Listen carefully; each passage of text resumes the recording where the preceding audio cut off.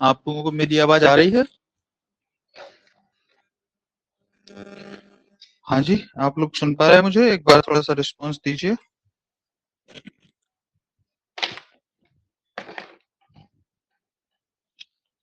Okay दीक्षा, ठीक है, very good.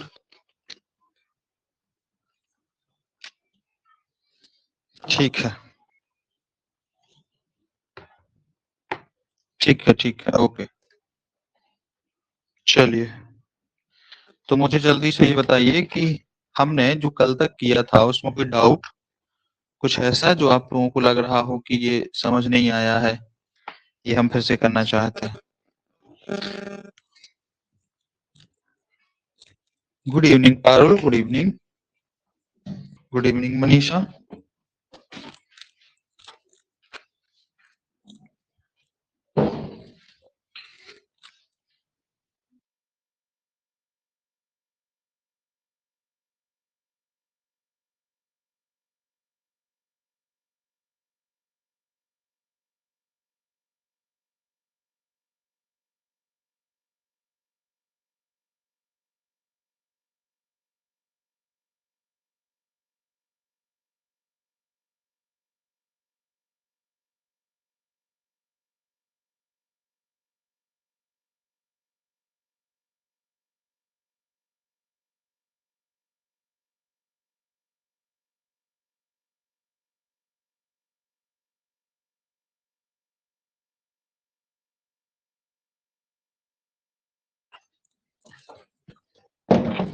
Okay, तो जो हमने कल तक किया था उसमें कोई डाउट आप लोगों को,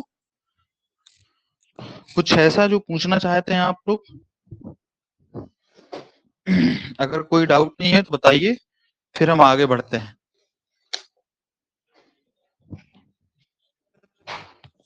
ओके, ठीक है। अच्छा, दूसरा मुझे ये बताइए कि आप लोगों ने इसके क्वेश्चन सॉल्व किए थे क्या, जो हमने कल तक किया था?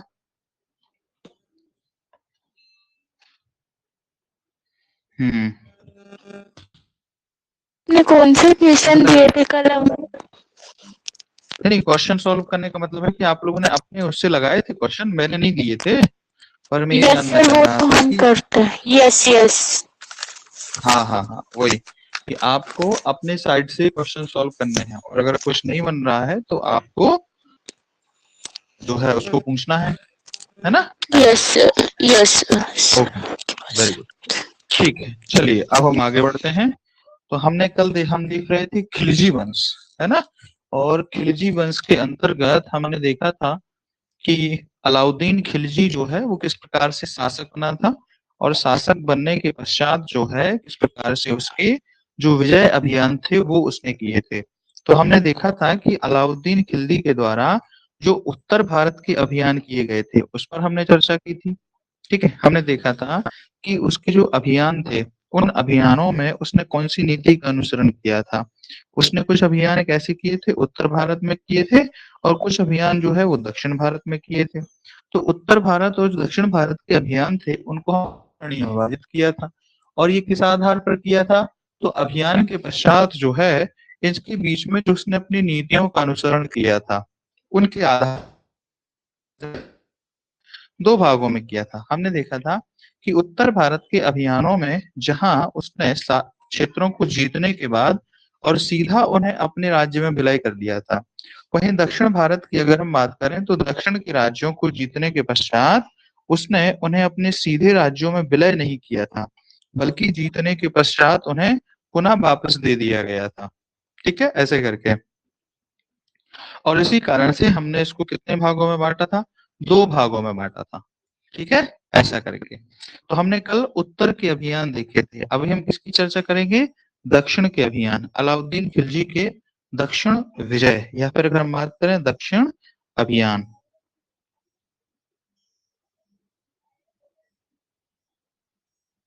तो हम दक्षिण विजय की चर्चा करते हैं। ठीक है, देखिए अलाउद्दीन के दक्षिण विजय के संबंध में बात करें तो सल्तनत का ये ऐसा पहला शासक हुआ करता था जिसने किसको जीता था? दक्षिण भारत में विजय प्राप्त की थी, दक्षिण को जीता था। ठीक है, ऐसे करके।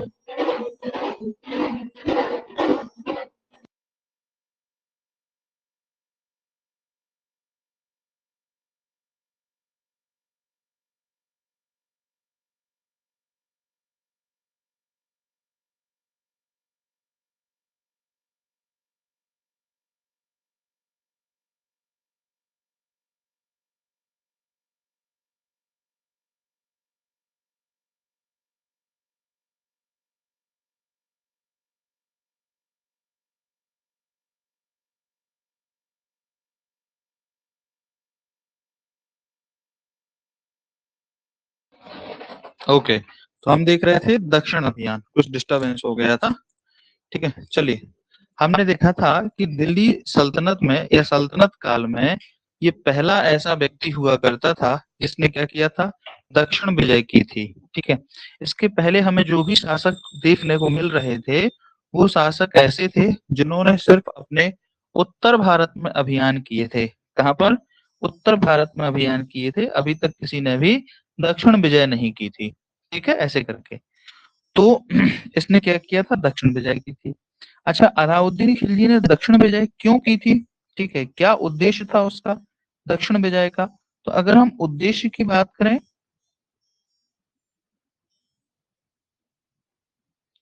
उद्देश्य की बात करें कि क्या उद्देश्य था, तो जो उसका प्रथम उद्देश्य था वो था धन की प्राप्ति। किसकी प्राप्ति? धन की प्राप्ति। ठीक है, धन की प्राप्ति। क्योंकि तत्कालीन समय में हम ये देख रहे थे कि मंगोल आक्रमण हो रहे थे।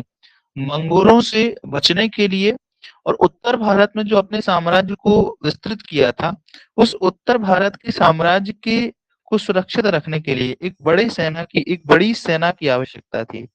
और सेना के रखरखाव के लिए हमें किसकी आवश्यकता थी? धन की आवश्यकता थी।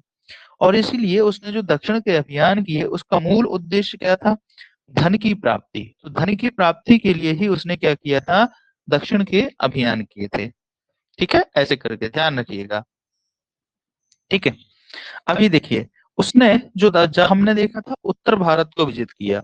जब इसने उत्तर भारत को विजित किया तो उत्तर भारत को विजित करने के बाद इसका मनोबल जो है वो बहुत ऊंचा उठ गया, अत्यधिक ऊंचा उठ गया। ठीक है, और हमें ये देखने को मिलता है कि जैसे ही उत्तर भारत के इन सभी राज्यों को जीता तो वह अपनी तुलना जो है यानी कि अलाउद्दीन खिलजी अपनी तुलना पैगंबर मोहम्मद साहब से करने लगा। किससे करने लगा? पैगंबर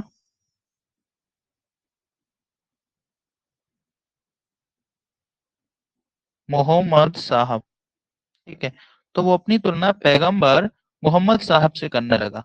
ठीक है, और उसने अपने सामने दो लक्ष्य निर्धारित किए। कितने? दो लक्ष्य निर्धारित किए। पहला लक्ष्य क्या था? पहला लक्ष्य ये हुआ करता था सिकंदर की तरह विश्व विजय करना। उसने रखा कि पहला हम क्या करेंगे, जैसे सिकंदर ने विश्व विजय की थी वैसे ही हम भी विश्व विजय करेंगे। और दूसरा उसने लक्ष्य रखा एक कि नया धर्म चलाना। उसने कहा कि मैं सिकंदर की तरह एक तो विश्व विजय करना चाहता हूँ और दूसरा मैं क्या करना चाहता हूँ, नया धर्म चलाना चाहता हूँ। ठीक है, ऐसे करके। और ये उसने बोला कि अब मैं जो भी कार्य करूंगा मेरे कार्य करने के यही दो उद्देश्य होंगे, इन्हीं उद्देश्यों को ध्यान में रखकर मैं कार्य करूंगा। ठीक है, ऐसे करके। तो इस तरीके से उसने अपना जो है ये दोनों चीजों की क्या की, घोषणा कर दी। ठीक है, ऐसे करके। लेकिन अभी देखिए क्या होता है, जब उसने इस प्रकार की ये घोषणा की तो दिल्ली का इस समय जो कोतवाल था, मैंने आपको बताया था कि दिल्ली का कोतवाल कौन हुआ करता था। तो इस समय जो दिल्ली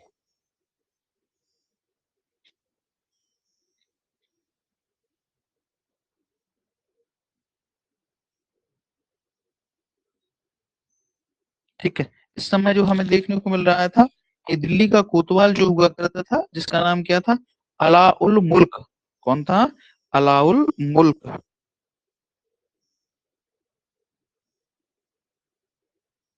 अलाउल मुल्क ने उसे समझाया। और अलाउल मुल्क ने क्या समझाया? उसने कहा हुजूर, चूंकि सिकंदर ने विश्व विजय की थी, सिकंदर ने विश्व विजय तब की थी जब उसने यूनान के सभी क्षेत्रों को जीत लिया था। एक चीज। दूसरी चीज, सिकंदर के पास अरस्तु जैसा एक योग्य गुरु था। और जब उसके पास अरस्तु जैसा योग्य गुरु था तो उस योग्य गुरु की सहायता से उसने क्या किया था, जो है विश्व विजय का बीड़ा उठाया था। ठीक है, और आपका ऐसे समय में विश्व विजय के लिए ये प्रण ठीक नहीं है जब पूरा विश्व तो ठीक है, भारत के ही अभी कई क्षेत्र जो है वो बाकी है। सिर्फ आपने जो जीता है वो उत्तर भारत को जीता है, दक्षिण भारत को नहीं जीता है। तो पहली बात तो ये कि आप किसको जीते हैं, दक्षिण भारत को जीते हैं। उसके बाद जो है इस तरीके की योजना बनाए। दूसरा जो आपने ये दूसरा उद्देश्य रखा है नया धर्म चलाना, तो नया धर्म चलाना जो है वो शासक का काम नहीं होता है, वो किसका काम है? उलेमा वर्ग का काम होता है। ठीक है, ऐसे करके वो किसका काम है? उलेमा, जो धार्मिक वर्ग है। तो उसने कहा ये काम किसका है? उलेमा वर्ग का काम है, आपका काम नहीं है, और इसीलिए आपको नया धर्म नहीं चलाना चाहिए। ठीक है, मेरी तो आपको यही राय है, यही सलाह है। अलाउद्दीन खिलजी ने उसकी इस बात पर विचार किया, और विचार करने के पश्चात उसने कहा ठीक है, अभी कुछ समय के लिए हम ये दोनों उद्देश्य क्या करते हैं, अपने स्थगित कर देते हैं, और पहले हम दक्षिण भारत की विजय करेंगे। दक्षिण भारत की विजय करने के बाद फिर देखेंगे कि आगे क्या करना है। ठीक है, ऐसे करके, और इस तरीके से अलाउद्दीन खिलजी ने दक्षिण विजय की योजना बनाई। कहते हैं इसके पहले अलाउद्दीन ने अपने सिक्कों पर सिकंदर सानी की उपाधि धारण की। किसकी? सिकंदर ए सानी। ठीक है, तो सिकंदर ए सानी की उसने क्या की थी? उपाधि धारण की थी अपने सिक्कों पर। ठीक है, ऐसे करके। इसके अलावा अगर हम बात करें तो उसने दक्षिण भारत के लिए क्या किया? विजय का लक्ष्य निर्धारित किया। ठीक है, अब देखिए, तो उसने, हम क्या देखेंगे अभी? दक्षिण की विजय। क्लियर? ऐसा।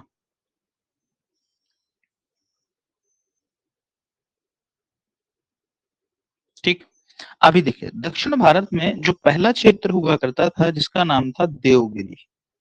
क्या नाम था? देवगिरी। देवगिरी कहां पर? देवगिरी महाराष्ट्र में। तो सबसे पहले जो उसने आक्रमण किया वो कहां आक्रमण किया? महाराष्ट्र में देवगिरी पर आक्रमण किया। ठीक है, क्योंकि दक्षिण की विजय करनी थी। अब देखो, उसने, हमने देखा कि मालवा तक तो उसने ऑलरेडी सारी चीजें जीत ही ली थी, तो मालवा तक तो उसका अधिकार ऑलरेडी था ही था।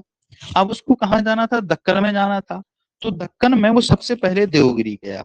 इस समय देवगिरी के जो शासक थे, कौन थे शासक? वो थे रामचंद्र देव। वो कौन थे? रामचंद्र देव। रामचंद्र देव कौन थे? देवगिरी के शासक हुआ करते थे। ठीक है, और देवगिरी पर आक्रमण करने के दो तीन कारण थे। ठीक है, पहला कारण तो ये था कि मैंने आपको बताया था कि जब जलालुद्दीन खिलजी शासक हुआ करता था, तब जलालुद्दीन के समय में जो उत्तरी देवगिरी का पार्ट है, कौन सा? उत्तरी देवगिरी। उत्तरी देवगिरी जिसको हम क्या कहते थे? बरार। बरार, और इसकी राजधानी क्या थी? एलिचपुर। इसको पहले ही अलाउद्दीन जीत चुका था, और जीतने के पश्चात रामचंद्र देव ने वादा किया था कि हम क्या करना चाहते हैं? हम इस क्षेत्र से आपको टैक्स देते रहेंगे। ठीक है, तो अलाउद्दीन ने कहा था ठीक है, और इसके बदले में वो वहां से वापस आ गया था। कब? जब जलालुद्दीन शासक हुआ करता था। ठीक है, ऐसे करके। अभी देखो, तो जब जलालुद्दीन की मृत्यु होती है तो रामचंद्र देव इस क्षेत्र का टैक्स देने से इनकार कर देते हैं। मतलब अब उन्होंने टैक्स देना क्या किया? बंद कर दिया था। तो एक तो कारण ये हुआ करता था। दूसरा कारण ये था कि मैंने बताया था कि गुजरात के जो शासक थे जिनका नाम था रायकर्ण देव, रायकर्ण बघेल।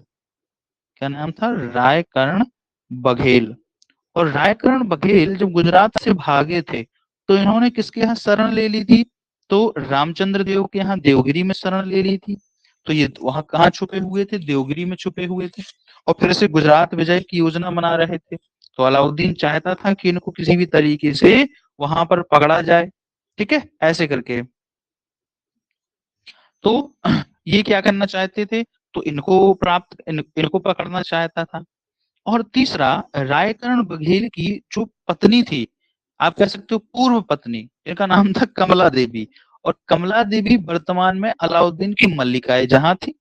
ठीक है, तो उन्होंने अलाउद्दीन खिलजी से ख्वाहिश की, और ख्वाहिश ये की कि मैं अपनी पुत्री को प्राप्त करना चाहती हूँ। किसको? देवल देवी को। ठीक है, और ये जो देवल देवी है वो कहाँ थी? अपने पिता रायकर्ण बघेल के साथ में। कहाँ पर हुआ करती थी? तो अपने पिता रायकर्ण बघेल के साथ में देवगिरी पर हुआ करती थी, देवगिरी में हुआ करती थी। तो इनकी माता इनको प्राप्त करना चाहती थी। ठीक है, और धन तो था ही था। इन तमाम कारणों को देखते हुए जो अलाउद्दीन था, अलाउद्दीन ने कहाँ का, देवगिरी का अभियान किया। दक्षिण के अभियान के लिए अलाउद्दीन ने अपने सेनापति मलिक काफूर को भेजा। किसको भेजा? मलिक काफूर। मैंने आपको बताया था कल मलिक काफूर के बारे में, बताइए मलिक काफूर अलाउद्दीन को कौन से अभियान में मिलता है? जल्दी से उत्तर दीजिए। केवल देवी नहीं मनीषा, देवल देवी।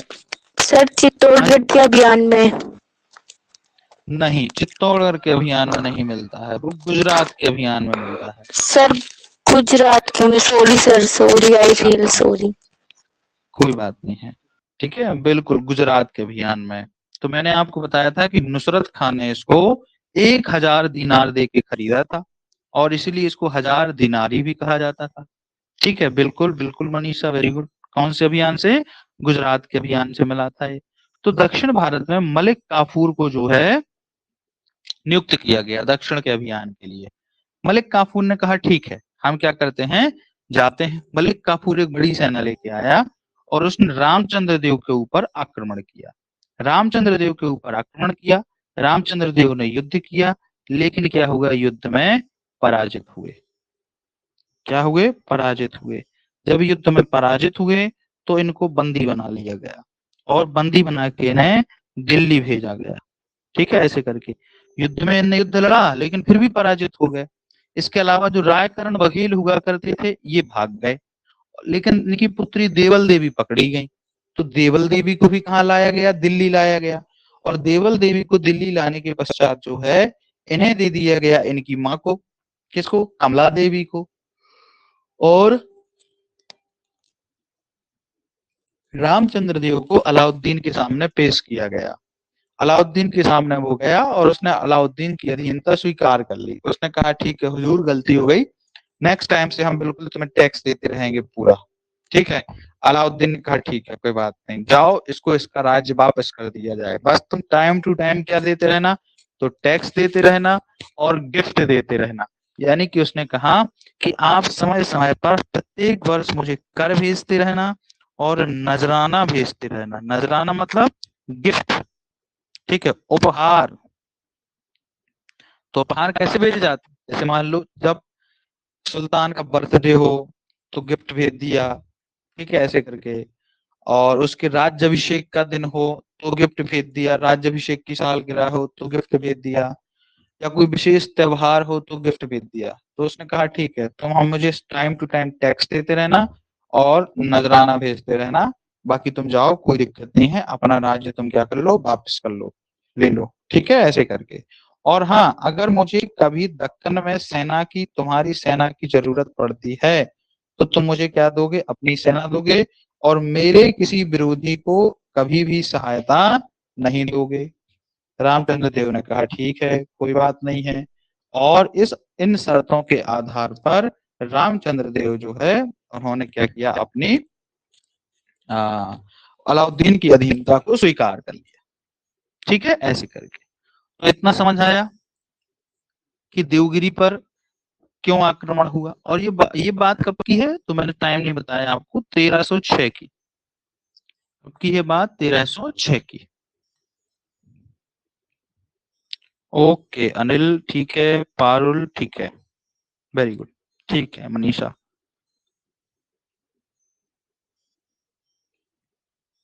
ओके दीक्षा ठीक है। चलिए अब हम नेक्स्ट देखते हैं।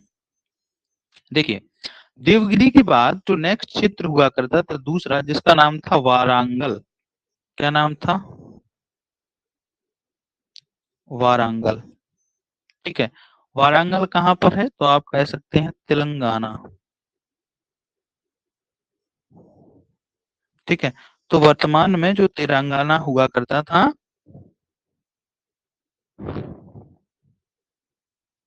नहीं केवल देवी नहीं है, ये देवल देवी है। पारुल पहले तो ये कौन है? केवल देवी नहीं, ये कौन है? मैं आपको इनका नाम लिख देता हूँ, देखो देवल देवी है, ये डी है, के नहीं है। ठीक है, ये वापस नहीं गई, ये किसके साथ रही? अपनी माँ के साथ ही रही। ठीक है, ऐसे करके किसके साथ? अपनी कमला देवी के साथ ही रही। और अलाउद्दीन का बड़ा पुत्र था जिसका नाम था खिज्र खां। ठीक है, ऐसे करके जो तो इसका विवाह आगे जाके खिज्र खां के साथ हुआ है इनका, बात समझे, ऐसे करके। तो खिज्र खां के साथ क्या हुआ था, देवल देवी का विवाह हो गया था, ठीक है, ऐसा। ओके, है ना। एक मैंने एक पुस्तक है, अगर हम बात करें तो अमीर खुसरो, तत्कालीन समय में एक व्यक्ति थे अमीर खुसरो। अमीर खुसरो की एक पुस्तक है आसिका। उस आसिका में इन्हीं की जो है कहानी का वर्णन है, किसकी, देवल देवी खिज्र खां की। तो खिज्र खां कौन था, खिज्र खां अलाउद्दीन का पुत्र था, बड़ा पुत्र हुआ करता था, ठीक है। और देवल देवी जो थी वो कौन हुआ करती थी, तो मल्लिका जहां यानी कि कमला देवी की और रायकरण बघेल की पुत्री हुआ करती थी, ठीक है, ऐसे करके। तो इस तरीके से क्या होता है, हमें जानकारी मिलती है, उन दोनों का बाद में विवाह हो जाता है ना, ऐसे। हाँ, आशिका में इसकी जानकारी मिलती है, ठीक है, ऐसा। चलिए अब हम आगे बढ़ते हैं। अब देखो अगला क्षेत्र जो हमें दिखाई देता है, वो अगला क्षेत्र कौन था, वारांगल। वारांगल जो कि वर्तमान में कहा, तेलंगाना, ठीक है। वारांगल में मैं आपको बता दूं कि यहाँ पर काकतीय वंश का शासन था, किसका, काकतीय वंश।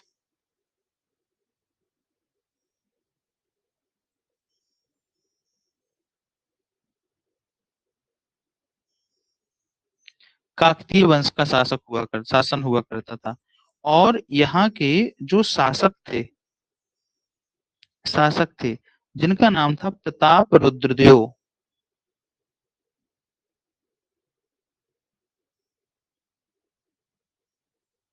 प्रताप रुद्रदेव जो है वो कौन थे, यहाँ के शासक हुआ करते थे, प्रताप रुद्रदेव सेकंड यहाँ के शासक हुआ करते थे। 1310 की बात है। 1310 में अलाउद्दीन खिलजी के द्वारा यहाँ मतलब मलिक काफूर के द्वारा यहाँ आक्रमण किया गया। प्रताप रुद्रदेव ने युद्ध करने का निश्चय किया, लेकिन हुआ ये, युद्ध में प्रताप रुद्रदेव पराजित हो गए, ठीक है, ऐसे करके। जब पराजित हुए तो बोला अब क्या किया जाए। तो ये जो प्रताप रुद्रदेव हैं, ये अलाउद्दीन के सामने स्वयं उपस्थित नहीं हुए, बल्कि इन्होंने क्या किया, खुद उपस्थित होने की जगह एक सोने की मूर्ति बनवाई, ठीक है, एक सोने की ऐसी मूर्ति बनवाई। उस मूर्ति को जंजीरों से बांधा गया, ठीक है, ऐसे करके। उस मूर्ति को क्या किया, जंजीरों से बांधा गया, और जंजीरों से बांधने के पश्चात जो है उसे अपने प्रतीकात्मक आत्मसमर्पण के रूप में अलाउद्दीन खिलजी के सामने भेज दिया गया, बात समझे, ऐसे करके।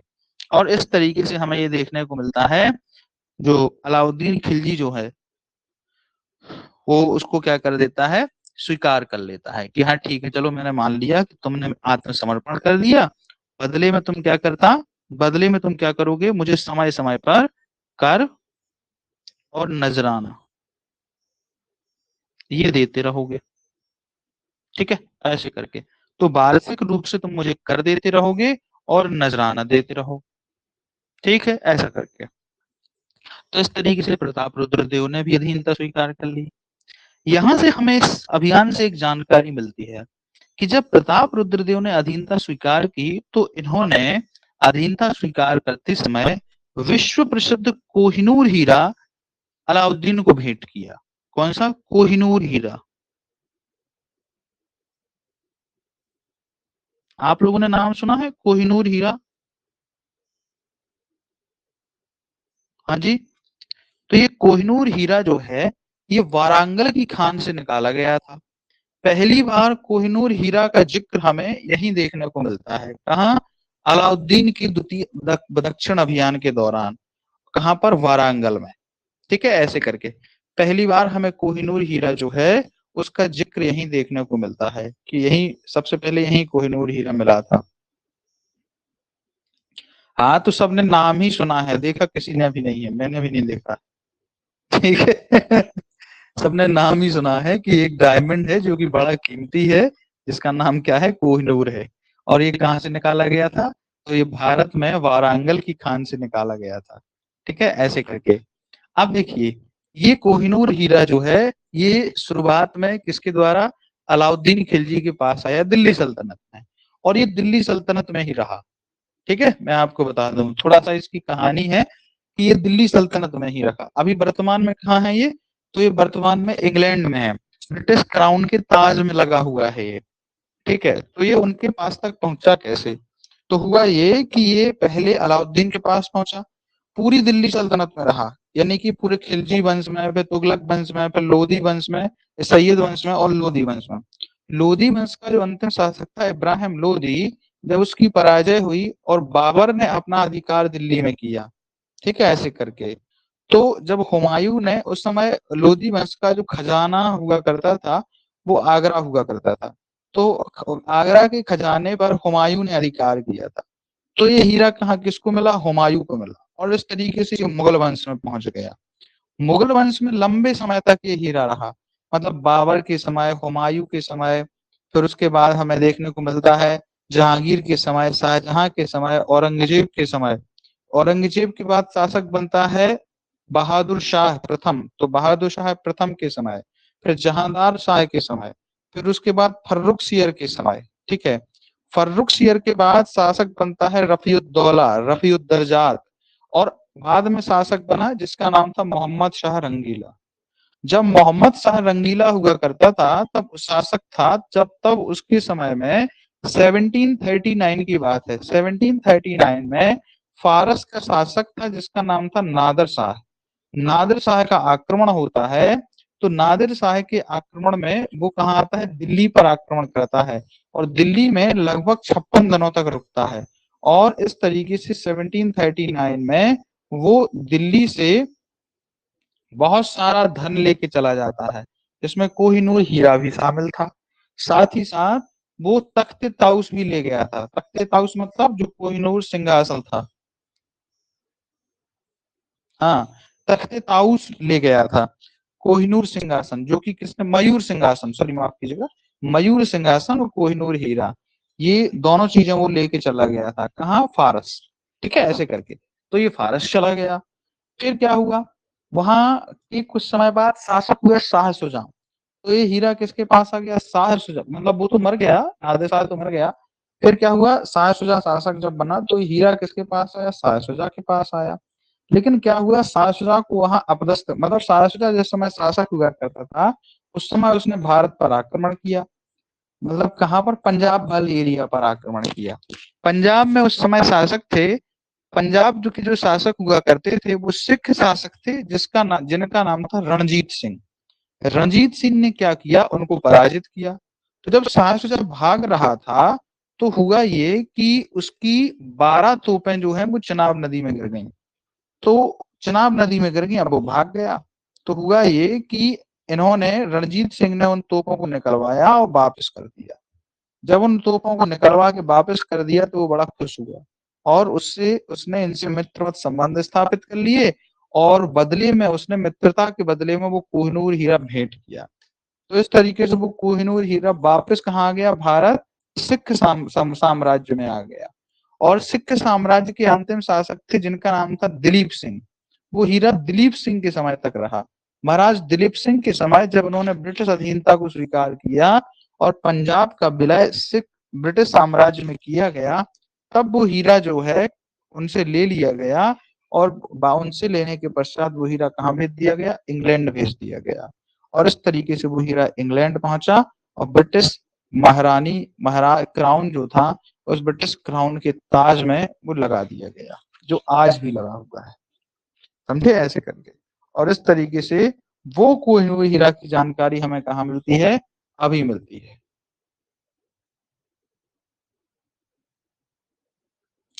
समझे? ऐसे करके। एक बार क्या था कि आपसे पूछा गया था कोहिनूर हीरा के बारे में, ठीक है। तो अगर कभी आपसे ऐसा कुछ पूछा जाता है तो आप ये कहानी जो है वो बिल्कुल छाप के आ सकते हो, कोई दिक्कत नहीं है, ठीक है, ऐसे करके। चलिए, तो अब हम वापस आ जाते हैं, ठीक है। आगे देखिए क्या होता है कि वारंगल के बाद, वारंगल तो अब अधिकार स्वीकार, यानी कि जो है अधीनता स्वीकार कर रहा था। वारंगल के बाद जो अगला क्षेत्र जिस पर आक्रमण किया गया, जिसका नाम है द्वार समुद्र। क्या नाम है? द्वार समुद्र। द्वार समुद्र कहाँ? कर्नाटक में। कर्नाटक का क्षेत्र हुआ करता था द्वार समुद्र। ठीक है। और कहते हैं यहाँ की जो राजधानी थी, जिसका नाम मतलब जो द्वार समुद्र था, द्वार समुद्र का जो वर्तमान नाम है वो हलेबिड है। क्या नाम है? हलेबिड। ठीक है, ऐसे करके यहाँ पे उस समय होयसल वंश का शासन था। किसका? होयसल वंश। होयसल वंश का शासक हुआ करता था। और यहाँ के जो राजा थे जिनका नाम था वीर वल्लाल तृतीय, वीर बल्लाल थर्ड जो है वो कौन थे? यहाँ के राजा हुआ करते थे।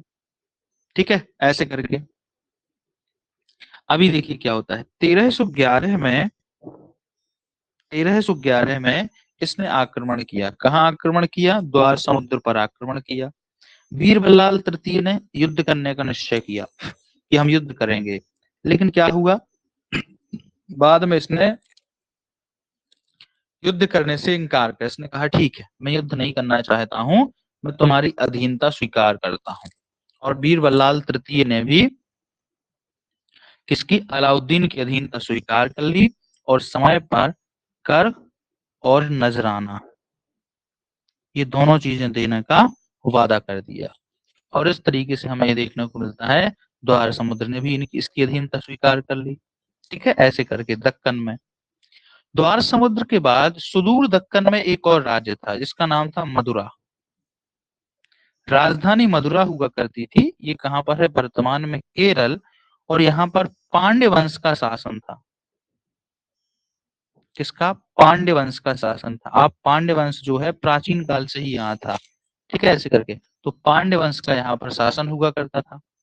पांड्यों में यहाँ पर इस समय दो भाइयों के बीच में उत्तराधिकार का युद्ध चल रहा था। एक जिसका नाम था वीर पांड्य और दूसरा जिसका नाम था सुंदर पांड्य। तो वीर पांड्य और सुंदर पांड्य के बीच में क्या चल रहा था? उत्तराधिकार का युद्ध चल रहा था। इस उत्तराधिकार के युद्ध का मलिक काफूर ने फायदा उठाया और 1311 में जो है इनके ऊपर आक्रमण कर दिया। जब 1311 में इनके ऊपर आक्रमण किया तो वीर पांड्य और सुंदर पांड्य ने मलिक काफूर से युद्ध किया, लेकिन फिर भी ये पराजित हो गए। पराजय होने के पश्चात ये भाग गए। अलाउद्दीन खिलजी मलिक काफूर वीर पांड्य और सुंदर पांड्य के पीछे भागा। एक जगह से दूसरी जगह, दूसरी जगह से तीसरी जगह, कई जगह तक भागता रहा, लेकिन वीर पांड्य और सुंदर पांड्य पकड़े नहीं जा सके। ठीक है, ऐसे करके अलाउद्दीन कहते हैं मलिक काफूर ने इस अभियान में सुदूर रामेश्वरम तक आक्रमण किया। कहां पर तक? रामेश्वरम तक। ठीक है, रामेश्वरम तक उसने आक्रमण किया। रामेश्वरम में स्थित जो मंदिर है, इस मंदिर को उसने क्षतिग्रस्त किया और यहाँ से बहुत सारा धन लूटा। ठीक है, और वहां से वापस आ गया। मैं आपको बता दूं कि दक्षिण के अभियानों में धन की दृष्टि से जो सबसे सफल अभियान था वो यही दक्षिण का कौन सा? मदुरा अभियान हुआ करता था। सबसे ज्यादा धन की जो प्राप्ति हुई थी वो यहीं से हुई थी। ठीक है, ऐसे करके तो धन की दृष्टि से ये सबसे सफल अभियान था। इन सभी राज्यों ने इसकी अधीनता स्वीकार कर ली, लेकिन मदुरा ने अधीनता स्वीकार नहीं की, पांड्यों ने अधीनता स्वीकार नहीं की। क्यों नहीं की? तो क्योंकि वो पकड़े ही नहीं गए। और जब पकड़े नहीं गए, ये वहां से वापस आया। तो जब ये वहां से वापस आया तो पांड्यों ने फिर से क्या किया? पूरा क्षेत्र जो है वो अपने अधिकार में ले लिया। ठीक है, ऐसे करके और इस तरीके से दक्षिण भारत के अभियान हमें इसके देखने को मिल जाते हैं। ठीक है, ऐसा। तो बताइए यहाँ तक आपको ये चीजें समझ आ रही?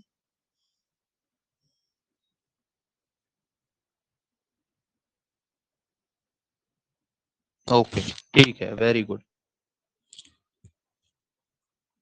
ठीक है दीक्षा, मनीषा, ओके। सर रिपीट करके बताऊं? हाँ जी,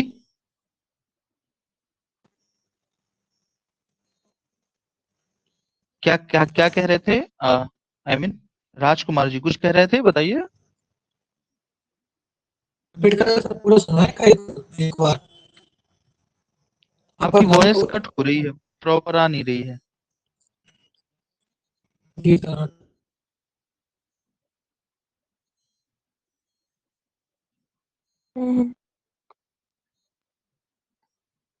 ओके ठीक है, चलिए अब हम आगे बढ़ते हैं। अभी देखिए, इन अभियानों के बाद फिर से एक बार देवगिरी का अभियान किया गया। क्यों किया गया? तो देखो होता क्या है, 1313 की बात है। कब की बात है? 1313 की। 1313 में क्या होता है, जो मलिक काफूर है, मलिक काफूर दक्कन में था, लेकिन 1313 में क्या हुआ, इसने फिर से एक बार देवगिरी पर आक्रमण किया। क्यों आक्रमण किया? कारण ये था कि 1312 में क्या हुआ, देवगिरी के शासक जो थे, जिनका नाम क्या था, रामचंद्र देव। रामचंद्र देव की हो गई मृत्यु, और रामचंद्र देव की मृत्यु होने के बाद इनका पुत्र अगला शासक बना, जिसका नाम था शंकर देव। क्या नाम था? शंकर देव। शंकर देव शासक बना। जब शंकर देव शासक बना तो इसने दिल्ली से संपर्क तोड़ दिया। ना तो दिल्ली को कोई इसने क्या किया, हमें देखने को मिलता है टैक्स भेजा, और ना ही अगर हम बात करें कि कोई नजराना भेजा। तो कर और नजराना ना भेजने की वजह से अलाउद्दीन नाराज हो गया, और उसने आदेश दिया मलिक काफूर को कि फिर से जाओ और देवगिरी पर आक्रमण करो। तो 1313 में मलिक काफूर ने फिर से एक बार देवगिरी के ऊपर आक्रमण किया, शंकर देव को पराजित किया। बात समझे? ऐसे करके शंकर देव ने युद्ध किया, लेकिन ये हुआ कि युद्ध करते हुए वो मारा गया। शंकर देव जब युद्ध करते हुए मारा गया तो देवगिरी के अधिकांश भाग पर किसका, मलिक काफूर का अधिकार हो गया। उसे कहाँ मिला लिया गया, तो दिल्ली सल्तनत के अंदर मिला लिया गया अब सीधा। ठीक है, ऐसे करके। लेकिन 13 तो जब मलिक काफूर देवगिरी में ही था, लेकिन 1315 में क्या होता है, अलाउद्दीन खिलजी मलिक काफूर को दिल्ली बुलाता है। क्यों बुलाता है? क्योंकि वो बीमार हो जाता है। ठीक है, तो वो इसको दक्कन से कहाँ बुलाता है, दिल्ली बुलाता है। और जब वो इसको दक्कन से दिल्ली बुलाता है, तो अब मलिक काफूर सोचता है कि अब तो यहाँ किसी को बैठाना पड़ेगा। तो वो यादव वंश का ही एक व्यक्ति हुआ करता था, जिसका नाम था हरपाल देव। क्या नाम था? हरपाल देव। हरपाल देव को देवगिरी का शासक बनाता है, और देवगिरी का शासक बना के वो वापस आ जाता है। शासक बनाने का मतलब क्या है कि हरपाल देव जो है ये वादा करता है कि ठीक है, हम समय समय पर तुम्हें टैक्स भेजते रहेंगे, और तुम्हें गिफ्ट भी देते रहेंगे। ठीक है, ऐसे करके, और इस तरीके से ये करके वो वहां से वापस आ जाता है। ठीक है, ऐसा। तो ध्यान रखना कि देवगिरी पर 1313 में भी आक्रमण किया गया था, लेकिन उस समय देवगिरी का शासक कौन था? तो उस समय देवगिरी का शासक था शंकर देव। ठीक है, ऐसे करके। तो जल्दी से मुझे बताइए, यहाँ तक कोई डाउट आपको? ओके ठीक है, दीक्षा, अनिल, पारुल, ओके ठीक है, ओके वेरी गुड। हेलो। हाँ जी बताएं, राजकुमार जी। हाँ सर, समझ में आ रहा है सर, एक बार मैं सुनाऊं सर पूरा? ठीक है। नहीं आपको समझ में आ रहा है, बस ठीक है। सुनाने में फिर क्या होगा हाँ। कि हाँ बस तो ठीक है। हमें क्या होता है, ये हमें अपने आप से रिपीट करना है। ठीक है, हम अब खुद से रिपीट कर सकते हैं, और खुद से रिपीट करने के बाद जो है हम उसकी क्वेश्चन सॉल्व करें, तो वो हमें समझ में आता है कि हम चीजें अच्छे से हमारी प्रॉपर हो रही हैं कि नहीं, है ना, ऐसा। ओके ठीक, चलिए वेरी गुड। अभी आगे देखिए, इसी के बाद इसमें एक पॉइंट और है, और वो है मंगोल। तो ये हुआ करते थे, देखो, विजय अभियान। किसके विजय अभियान? अलाउद्दीन के विजय अभियान। ठीक है, ऐसे करके। अब है अलाउद्दीन के पर मंगोल आक्रमण। कौन सा आक्रमण? मंगोल आक्रमण।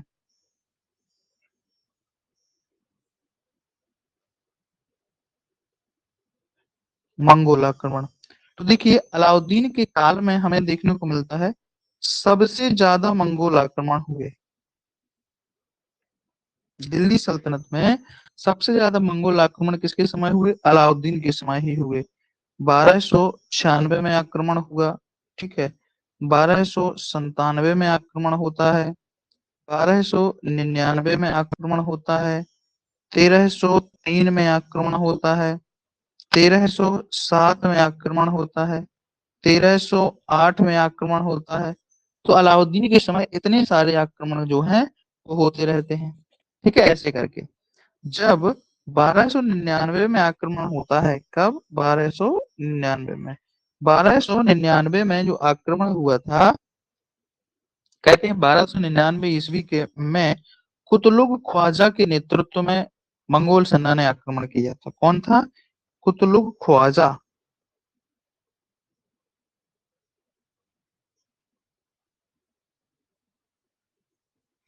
ठीक है, कुतलुग ख्वाजा के नेतृत्व में मंगोलों ने आक्रमण किया।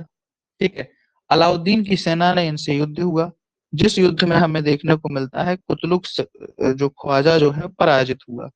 पराजित होने के पश्चात वो यहाँ से वापस जा रहा था। उसी समय इसकी सेना में एक और व्यक्ति था जिसका नाम था तारगी। कौन था? तारगी खां।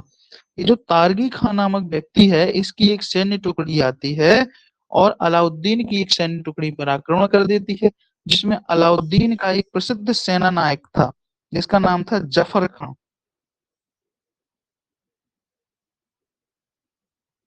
जफर खां, ये जफर खां मारा जाता है। ठीक है, ऐसे करके तो प्रश्न आपसे पूछा जाता है कि अलाउद्दीन का कौन सा सेना नायक मंगोलों से युद्ध करता हुआ मारा गया था? तो कौन था? जफर खां हुआ करता था। ध्यान रखिएगा, ये उस समय का एक प्रसिद्ध सेना नायक हुआ करता था। ठीक है, तो जफर खां की मृत्यु जो है वो किसके समय हुई थी? आपकी 1299 में कहते हैं तरगी खां के द्वारा की गई थी। ठीक है, ऐसे करके तारगी खां के द्वारा। ठीक, एक और हमें जानकारी मिलती है कि जब 1313 की बात है, कब की बात है? 1313 में। 1313 में तारगी के नेतृत्व में फिर से आक्रमण हुआ। ठीक है, तारगी के ही नेतृत्व में फिर से आक्रमण हुआ। इस समय अलाउद्दीन चित्तौड़ के घेरे में व्यस्त था। कौन से? चित्तौड़। मैंने बताया था ना कि उसने चित्तौड़ का घेरा डाला था, चित्तौड़ का विजय अभियान किया था। बताइए चित्तौड़ का शासक कौन था जब उसने विजय अभियान किया था? अलाउद्दीन ने विजय अभियान किया था, याद है आप लोगों को?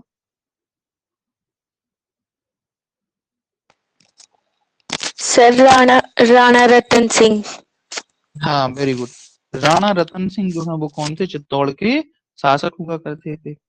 तो इस समय अलाउद्दीन जो है वो चित्तौड़ के घेरे में व्यस्त हुआ करता था। उसको डर लगा कि ऐसा ना हो कि ये दिल्ली तक आ जाए, और इसी वजह से उसने अपनी राजधानी दिल्ली से स्थानांतरित कर ली। और राजधानी किसे बना लिया? तो दिल्ली की जगह उसने सीरी को राजधानी बनाया। ठीक है, ऐसे करके सीरी कहाँ है? वही दिल्ली के पास में ही है। ठीक है, ऐसे करके तो उसने सीरी को राजधानी बना लिया था, है ना, ऐसा करके। और इस तरीके से हमें देखने को मिलता है कि ये मंगोल आक्रमण होते हैं। मंगोलों से निपटने के लिए उसने क्या किया? एक मजबूत सेना का निर्माण किया था। ठीक है, ऐसे करके जिसमें हमें देखने को मिलता है उसके दो प्रमुख सेना नायक थे। एक कौन था? मलिक काफूर। मलिक काफूर। और दूसरा था जिसका नाम था गाजी मलिक। कौन था? गाजी मलिक। ठीक है, ऐसे करके दूसरा, मंगोलों के विरुद्ध इसने आक्रामक नीति का सहारा लिया। कौन सी? आक्रामक। देखो मैंने बताया था बलबन ने मंगोलों के विरुद्ध सुरक्षात्मक नीति का सहारा लिया था, इसने आक्रामक नीति का सहारा लिया था। यानी कि ये क्या करता था? जब मंगोल आक्रमण करते थे, आक्रमण करने के बाद जब वो पराजित होते थे, मान लो उनको पराजित किया और वो भागते थे, तो ये पीछे तक भागता हुआ जाता था और उल्टा उनके ऊपर आक्रमण कर देता था। ठीक है, ऐसे करके तो इसको हम कहते हैं आक्रामक नीति का सहारा लिया था इसने। जबकि बलबन ने कौन सी? सुरक्षात्मक नीति के माध्यम से मंगोलों को पराजित किया था। ठीक है, ऐसा। तो यहां तक आप लोगों को ये चीजें समझ आ रही हैं सभी को?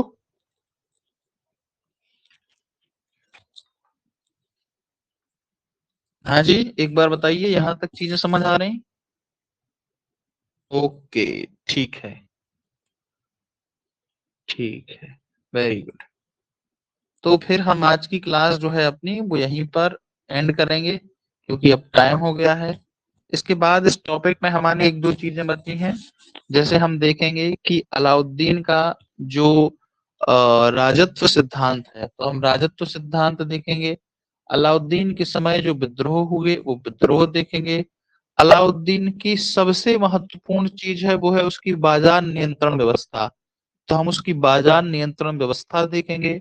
और अलाउद्दीन ने जो विभिन्न प्रकार के सुधार किए हैं, गुप्तचर व्यवस्था थी जैसे उसकी, या अगर हम बात करें उसकी सैन्य व्यवस्था में जो सुधार किए गए, तो विभिन्न प्रकार की हम उन सुधारों को भी एक बार देखेंगे। लेकिन वो हम अब कल देखेंगे, कल की क्लास में देखेंगे, आज नहीं देख पाएंगे। ठीक है, ऐसा तो आज की क्लास पर हम यहीं पर एंड करते हैं। Okay, thank you so much, बहुत बहुत धन्यवाद। गुड नाइट, जय श्री राम, नमस्ते। ओके, ठीक है, थैंक यू। हाँ, कल बायो की क्लास रहेगी, बिल्कुल कल बायो की क्लास रहेगी।